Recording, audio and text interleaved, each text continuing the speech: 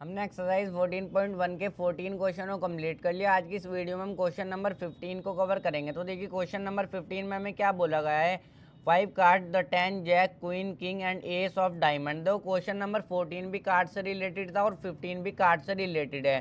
Question number 14 जिन बच्चों ने देखा होगा वो ईजिली क्वेश्चन नंबर 15 को कर लेंगे, क्योंकि वहाँ पर मैंने कार्ड्स के बारे में जितनी भी ज़रूरी इन्फॉर्मेशन है सारी बताई थी। तो देखिए क्वेश्चन नंबर 15 में हमारे से क्या बोला गया है, 5 cards, the 10, Jack, Queen, King and Ace of Diamond are well shuffled with their face downward. One card is then picked up at random. देखो क्वेश्चन नंबर 15 में हमारे डायमंड के 5 कार्ड है।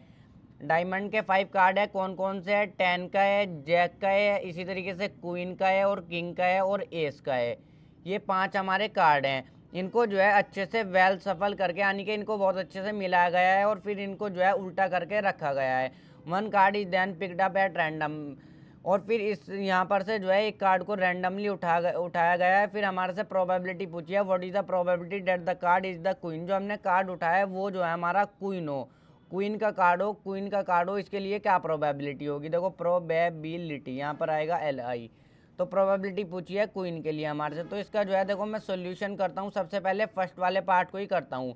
हमने जो एक कार्ड उठाया वो जो हमारा क्वीन का हो, क्वीन के लिए क्या प्रोबेबिलिटी होगी। तो प्रोबेबिलिटी को फाइंड आउट करेंगे हम क्वीन के लिए। अब देखो क्या आ जाएगा, ऊपर तो नंबर ऑफ क्वीन ही आ जाएगा, यानी कि number of favourable outcome upon में total number of outcome. Formula भी लिख सकते हो, चाहे ये लैंग्वेज लिख सकते हो जो मैं लिख रहा हूँ। नंबर ऑफ क्वीन, यहाँ पर पूरा नंबर लिख लेना, नंबर ऑफ क्वीन अपॉन में क्या आ जाएगा, total number of cards, total number of cards.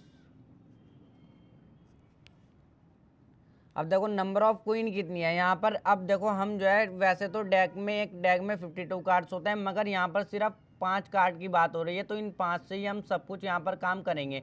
1 2 3 4 5 card है यहाँ पर।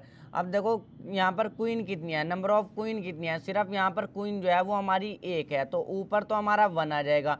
और टोटल नंबर ऑफ कार्ड्स, हमारे टोटल कार्ड्स कितने हैं, 1 2 3 4 5, 5 हमारे टोटल कार्ड्स है, तो 1/5 जो है हमारी प्रोबेबिलिटी हो जाएगी। चाहे तो आप देखो सॉल्यूशन करने से पहले यहाँ पर सॉल्यूशन स्टार्ट कर लेना, यहाँ पर ये लिख लेना लैंग्वेज, टोटल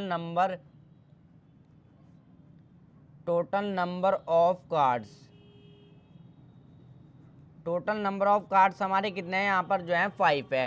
तो नंबर ऑफ क्वीन के लिए प्रोबेबिलिटी फाइंड आउट करनी थी, जो कि 1/5 हो जाएगी। अब देखो सेकंड वाले पार्ट को भी करता हूँ, क्या बोला है।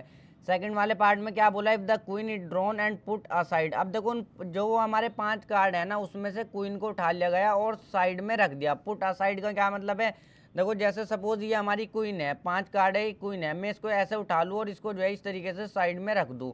फिर हमारे से प्रोबेबिलिटी पूछी है, what is the probability that the second card picked up is an ace or a queue.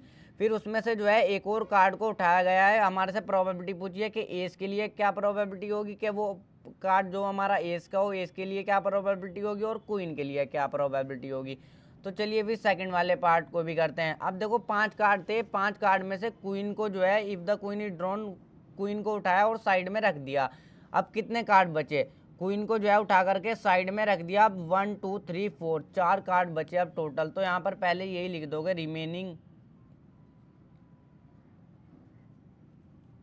Remaining cards. कितने कार्ड्स बचे, अब 4 कार्ड बचे, क्योंकि 5 कार्ड थे हमारे, क्वीन को उठा के साइड में रख दिया, तो कितने बचे, 4 बचे। अब देखो प्रोबेबिलिटी पहले ए वाले पार्ट की फाइंड आउट करता हूँ कि वो जो कार्ड उठाया हमने वो एस का हो।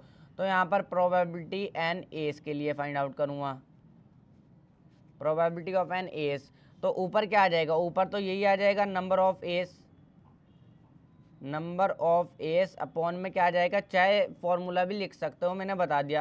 अपॉन में हमेशा आएगा total cards, total number of card, चाहे टोटल कार्ड्स लिख दो, इससे कोई भी फर्क नहीं पड़ेगा। तो नंबर ऑफ एस, एस के कार्ड देखो यहाँ पर कितने हैं, एस के कार्ड यहाँ पर सिर्फ एक है, तो ऊपर जो है 1 ही आ जाएगा।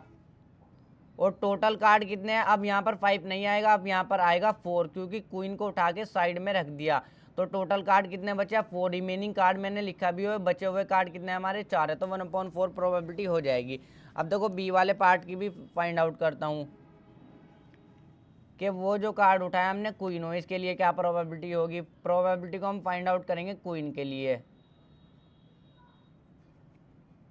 अब देखो ऊपर तो आ जाएगा नंबर ऑफ क्वीन हमारी, वही बिल्कुल सेम चीज नंबर ऑफ क्वीन, और अपॉन में क्या आ जाएगा हमारे टोटल कार्ड्स। टोटल कार्ड लिख लो चाहे टोटल नंबर ऑफ कार्ड लिख लो, इससे कोई भी फर्क नहीं पड़ेगा। अब नंबर ऑफ क्वीन कितनी है, अब देखो क्वीन हमारी यहाँ पर एक भी नहीं है, क्योंकि पहले ही हमें यहाँ पर कंडीशन दे दी सेकंड वाले पार्ट में, the queen is drawn and put aside, यानी कि क्वीन को उठाया और साइड में रख दिया। फिर क्वीन के लिए हमारे से प्रोबेबिलिटी भी पूछ ली, तो नंबर ऑफ क्वीन अब हमारी जो है 0 है, क्योंकि हमारे सिर्फ 4 कार्ड हैं।